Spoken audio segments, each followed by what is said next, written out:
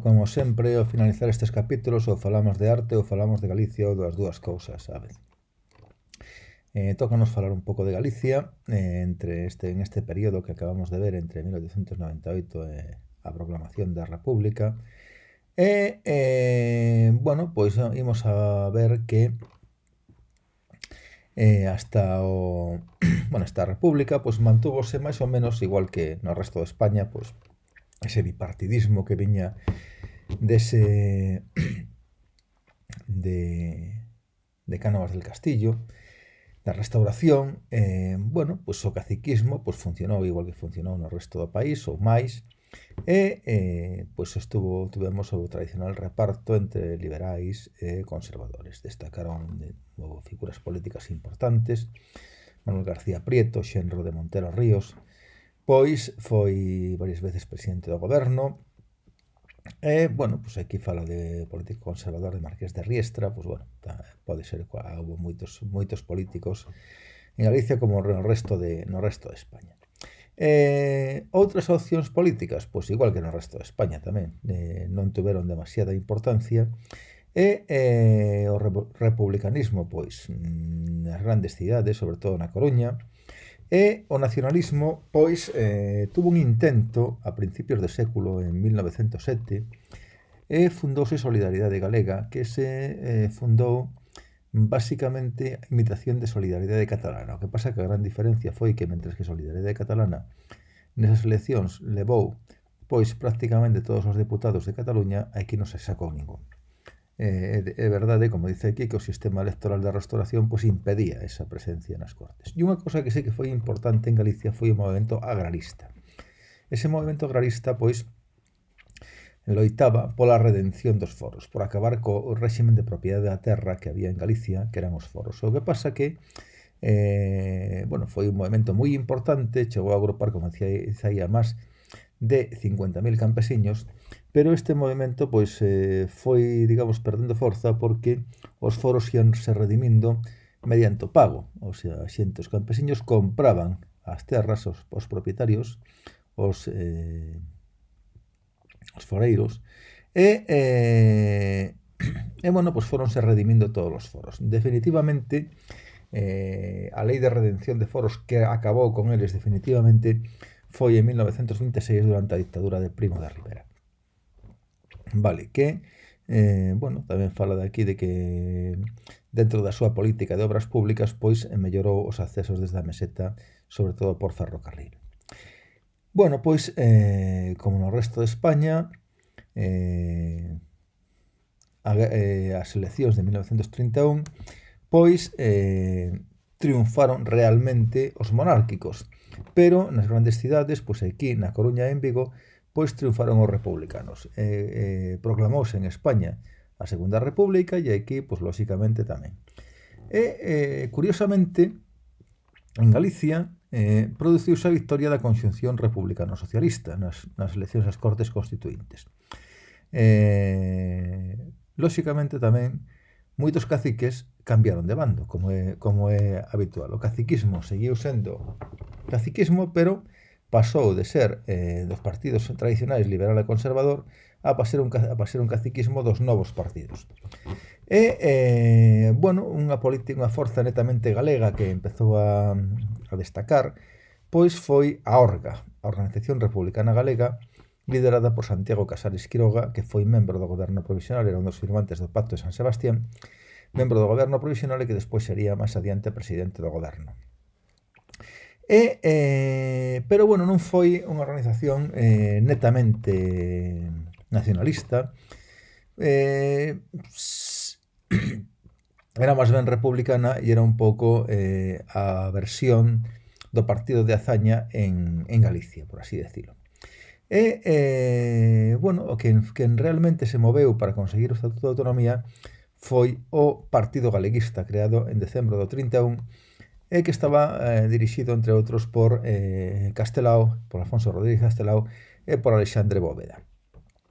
Ainda que no Partido Galeguista pois había diversas tendencias políticas e o que pretendía pois era, igual que para Cataluña, un Estatuto de Autonomía para Galicia, que ese estatuto foi aprobado nunha asamblea de municipios que se reuniu en Santiago no 32, pero despois que a chegada ao goberno dos radicais de la Rus e da CEDA, pois eso quedou paralizado igual que o vasco, e unha vez que despois nas eleccións do 36 que venceu a Fronte Popular, sí que houve un referéndum para ratificar ese estatuto, pero ainda faltaba que pasara por as Cortes para que aprobasen definitivamente. Aprobaríano despois nunha sesión xa en Cataluña, en Figueras, no Castelo de Figueras, que a última sesión que celebrarían as Cortes republicanas acabarían aprobando. Pero, bueno, pois non chegou a entrar en vigor nunca. E aquí en Galicia, pois, non houbo, o sea, foi rapidamente, triunfou o alzamento de xullo do 36, e aínda que houbo pois algúns conatos, sobre todo de sublevación e de oposición, pero foron bastante tibios e foron rapidamente reprimidos. E Galicia quedou na zona nacional, na zona franquista, e non houbo realmente operacións, non houbo guerra aquí no territorio galego, aínda que si guerrilla. E, bueno, pois houve unha represión que, como dice aquí, acabou coa vida de unhas 4.000 persoas, sobre todo líderes de partidos de esquerda nacionalistas. Non houve guerra, pero Galicia sufriu a guerra porque mandou a súa xuventude á guerra no Exército Nacional e bueno, e a represión que houve aquí. Bueno, ímos a falar un pouco do nacionalismo,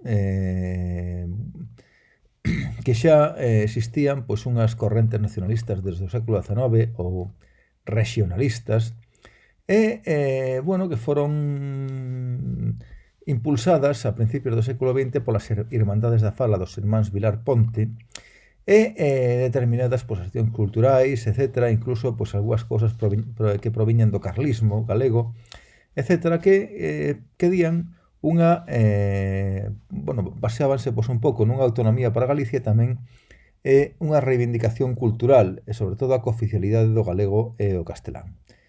Bueno, temos aquí a Vilar Ponte, a Vicente Risco. Vicente Risco é un escritor que, se o leemos, poderíamos considerar os seus escritos pois netamente fascistas, e fala pois incluso de superioridade pois da raza galega sobre o resto de razas pois de peninsulares. Un pouco ven a decir isto. E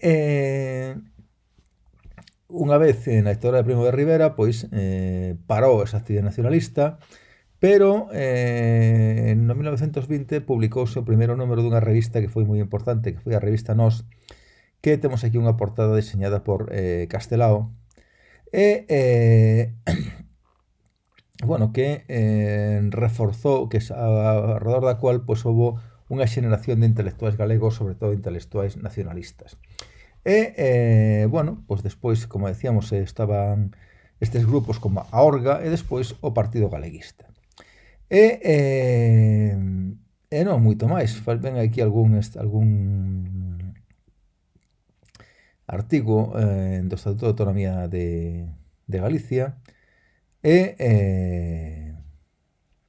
fala incluso do que se chamaría a Xunta de Galicia. Vamos falar da Xunta de Galicia, que despois se recuperaría xa unha vez morto Franco na democracia, e incluso pois, se recuperaría a autonomía pola vía rápida, que das dúas vías que prevé a Constitución, unha das vías rápidas era para que as autonomías que tiñan xa plebiscitado un estatuto de autonomía, dunha forma de facilitar que tanto Cataluña como País Vasco como Galicia pois accedesen á autonomía de forma máis rápida que o resto do territorio español. Aquí ven unha semblanza de Castelao que podedes ler, e, bueno,